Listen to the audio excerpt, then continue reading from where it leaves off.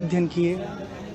2017 से हिमाचल प्रदेश का एक जिला है कांगड़ा, जहाँ पर एक बहुत खूबसूरत सा स्थान है बैजनाथ धाम। वहाँ पर रह कर के अपनी साधना करते हैं, वहाँ हमारी कुटिया है। तो कोशिश होती है कि आध्यात्मिक धरातल पर जो हमको अनुभव प्राप्त हो रहा है, उस अनुभव को उन जगहों पर जाके बांटे जहाँ पर युवा पीढ़ी उपलब्ध मिलती है, हमारी बातों को समझ पाए, सुन पाए और उसे अपना कर अपनी ज़िंदगी को बेहतर जी पाए। बड़ा अहम सवाल है।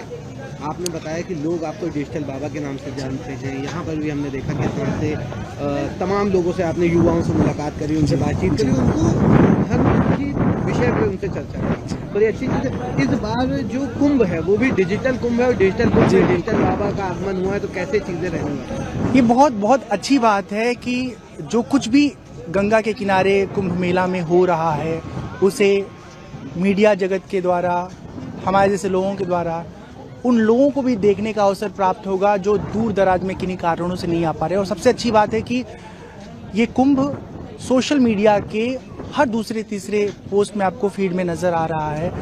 कहीं न कहीं कुछ अच्छी बातें लोगों को सुनने को मिल रही है, जानने को मिल रही है। युवा पीढ़ी आज सोशल मीडिया में ऐसे एडिक्ट है कि माता पिता चाह के भी उसे निकाल नहीं पा रहे हैं। कभी कुछ अच्छी बातें वो सुनते हैं, देखते हैं, कभी कुछ बुरी बातों में भी फंस जाते हैं।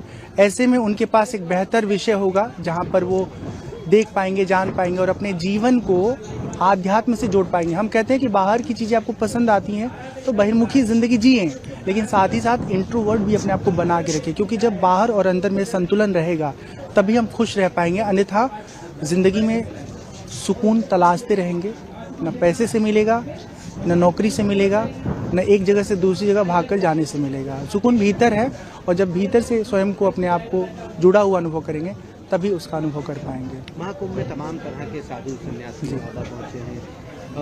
सबकी अपनी अलग कोई ना कोई विशेषता है। आपने डिजिटलाइजेशन को चुना, क्या वजह है इसके पीछे और कैसे, क्या लगता है क्या जो आप काम कर रहे हैं डिजिटली लोगों को अवेयर करने का, धर्म के बारे में, सनातन के बारे में, कितना ज़्यादा इफेक्टिव ये काम करेगा?